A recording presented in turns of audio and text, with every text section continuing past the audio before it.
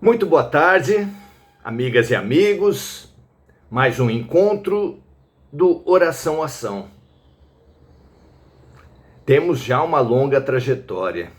Alguns anos juntos, é muito bom olhar para trás e ver a nossa persistência, a nossa paciência, nossa disciplina. Não são ferramentas menores, são chaves imprescindíveis para a nossa evolução. E nós, treinando aqui, poderemos apresentar paciência, persistência e disciplina na vida. Não é? Tudo que fazemos no momento presente é uma espécie de oficina para o que faremos no futuro, assim como foi o passado em relação ao presente. Tudo no projeto pedagógico de Deus se encadeia num processo contínuo, ainda que muitas vezes lento, de expansão, de evolução, de sensibilização para a vida. Que esse seja a nossa trajetória, que essas ferramentas estejam em nossas mãos. Além da amizade, muito obrigado pela presença de todos. Hoje falaremos sobre a curiosidade e a dúvida. São dois valores muito pouco recomendados nas tarefas espirituais pelas religiões. Quase sempre as religiões buscam os princípios militares, hierarquia e disciplina, onde fiel, a própria palavra fiel já mostra hierarquia e disciplina, obediência. É claro que devemos ser fiéis, mas fiéis ao quê? O próprio Jesus foi muito claro ao dizer isso, mas os ditos seguidores de Jesus parecem não concordar. O mestre falou: para termos clareza, discernimento entre o que é de César e o que é de Deus. César simboliza o quê? A vaidade, o poder, o orgulho, não é? Ao entrarmos numa religião, inclusive as cristãs, existe ali instalado um projeto de poder, de vaidade, de orgulho? Claro que sim. Em todas, é evidente, são seres humanos. Então, ao entrarmos numa instituição qualquer, inclusive a religiosa, precisamos desse discernimento. O que é de César na religião?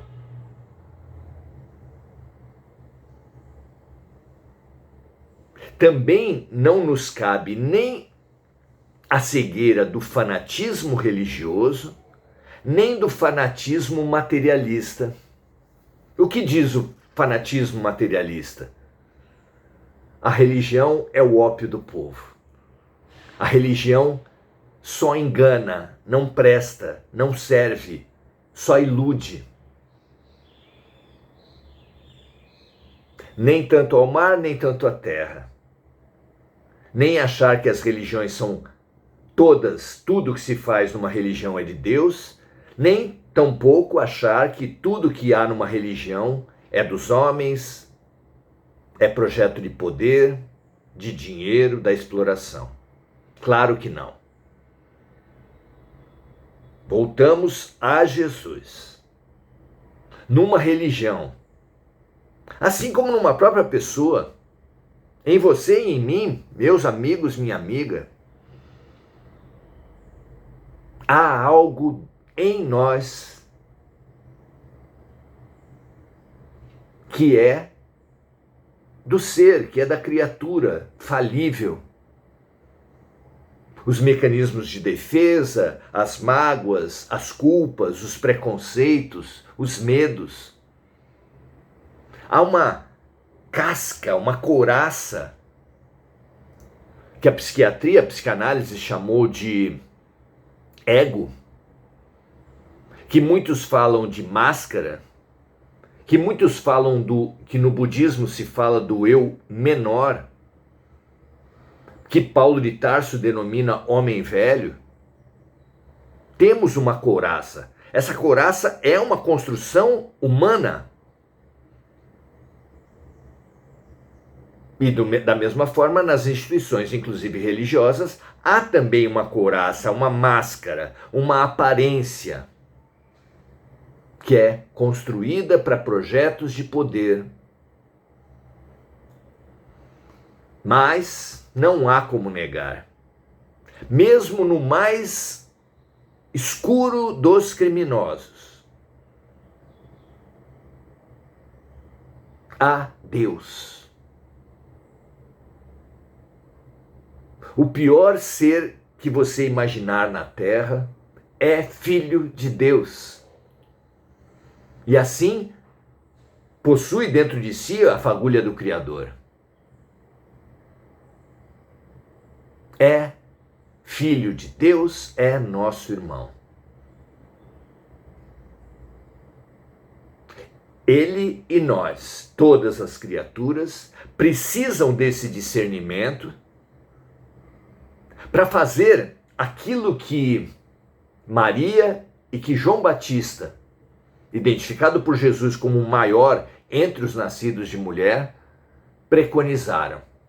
Maria disse: faça-se na serva a vontade do Senhor. Jesus pediu coisas a Deus, mas falou: seja feita a vossa vontade. E João Batista, exemplarmente para o nosso caso, manifestou a frase: é preciso que eu diminua para que ele cresça. Isso é nossa grande necessidade, não é preciso apenas para ele.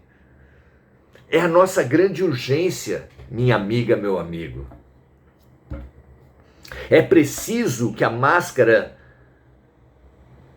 seja retirada para que o rosto apareça. É preciso que as coisas velhas saiam do armário para que entrem coisas novas.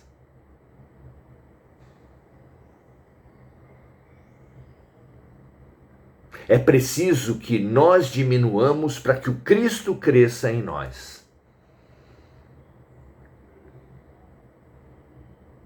Essa urgência, esse discernimento é a regeneração, tanto fora das instituições, tantas instituições humanas precisam de regeneração, a política, a polícia, a saúde, a educação, a arte, o esporte, o judiciário. Praticamente tudo na Terra, o meio ambiente, tudo precisa de regeneração. O sistema bancário, a indústria farmacêutica, tudo. Nós, para estarmos no mundo de regeneração que a Terra está se transformando, precisamos de autorregeneração. E para regeneração interior e exterior, para ambas, é preciso desse discernimento, que nós tenhamos essa clareza de o que em nós, no outro e nas instituições é uma criação humana e o que em nós, no outro, nas instituições faz uma função divina. Vós sois deuses, cada um de vocês, eu também. Mas é preciso que o eu aparente, o eu de conveniência, o eu interesseiro, o eu defendido diminua para que o Cristo cresça em nós. E nessa tarefa é preciso um trabalho de desconstrução, simultâneo ao de construção. Ao mesmo tempo que tiramos as coisas velhas do nosso armário, colocamos as coisas novas.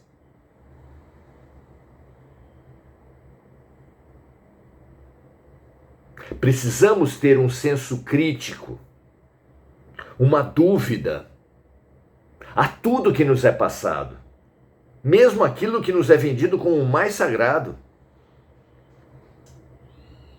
Muitas vezes a instituição religiosa reveste como o mais sagrado apenas aquilo que lhe interessa e não aquilo que realmente sagrado é. Vejam, amigos e amigas, como é importante o discernimento pregado por Jesus. Leve essa ferramenta que vem direto do Cristo para aprender a discernir em tudo.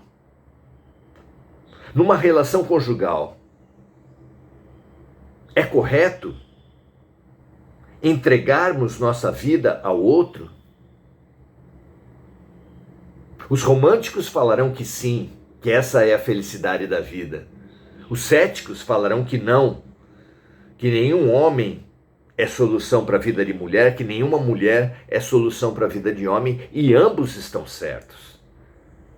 O que falta para ambos é esse discernimento do que entregar. E se entregamos o nosso melhor para as religiões humanas ou para aquilo que é de divino que há nas religiões. Claro que não podemos seguir cegamente os líderes religiosos, as conveniências, os dogmas institucionais. Mas não há coisa mais importante na vida do que o Deus interior, perceber, discernir e amar o Deus exterior. É isso que os muitos sábios hindus ensinaram para ser feito na saudação diária, pessoa a pessoa. O Deus em mim. Procura, reconhece e ama o Deus que está em você. É a essência da vida. O Deus em mim deve se entregar e se integrar ao Deus no outro, no casamento, na relação pais e filhos, na arte, em todas as relações, em todos os momentos. Mas o César em mim, quando se encontrar com o César em você, só pode dar nisso que tem dado por toda parte: guerras comerciais, guerra dos sexos, luta de classes, disputas de todo tipo, violências e violências e violências. É esse discernimento que a gente precisa obter. E nesse contexto, a dúvida é extremamente importante. Especialmente naquilo que nós soubermos que vem dos homens, ou naquilo que nós tivermos insegurança se veio dos homens ou veio de Deus. A dúvida precisa ser usada. E a curiosidade, duas ferramentas fundamentais para a investigação, para lidarmos com o outro, com as religiões, de uma forma lúcida. Viva a lucidez. Que esse seja o nosso lema, sempre. Vamos então para as duas questões do nosso livro, O Consolador, Chico e Emmanuel, onde as questões da dúvida e da curiosidade são colocadas. Pergunta número 356. A dúvida raciocinada no coração sincero é uma base para a fé? Tradicionalmente essa pergunta seria absurda, uma blasfêmia. Como duvidar da fé? A dúvida seria o oposto da fé. Não é? Vejamos a resposta de Emmanuel. Toda dúvida que se manifesta na alma cheia de boa vontade, olha o discernimento de Emmanuel. Há uma dúvida voltada de vaidade, de prepotência, de arrogância, de guerra. E há uma dúvida banhada de boa vontade. E ele diz: toda dúvida que se manifesta na alma cheia de boa vontade, que não se precipita em definições a priorísticas. O que são definições a priorísticas? Dogmas, preconceitos. E existem dogmas religiosos e dogmas a título da ciência. Preconceitos em toda parte. Ninguém consegue chegar totalmente aberto a nenhuma relação, a nenhuma situação, a nenhum estudo. E perceber isso já é fantástico, porque assim nós observamos e controlamos os nossos preconceitos, as nossas distorções. Então, toda dúvida que se manifesta na alma cheia de boa vontade, que não se precipita em definições a priorísticas, preconceituosas, dentro de sua sinceridade,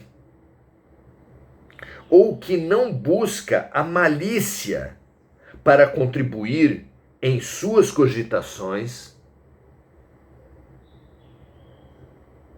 é um elemento benéfico para a alma. Então, a dúvida é benéfica para a alma, mas precisa ser limpada dos preconceitos, dos dogmas, da má vontade, da malícia. Assim limpa, a dúvida é, segundo Emmanuel, um elemento benéfico para a alma, na marcha da inteligência e do coração rumo à luz sublimada da fé. Então a dúvida por si não faz mal nenhum. Só precisa de um autoconhecimento, de um autoexame sincero e corajoso o suficiente para limpar essa dúvida de má vontade, dogmas,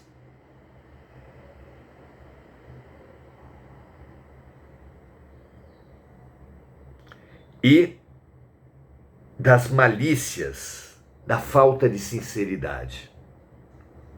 Pergunta 357. É justa a preocupação dominante em muitos estudiosos do Espiritismo pelas revelações do plano superior a título de enriquecimento da fé? Há uma curiosidade, há uma ânsia por informação privilegiada, por previsões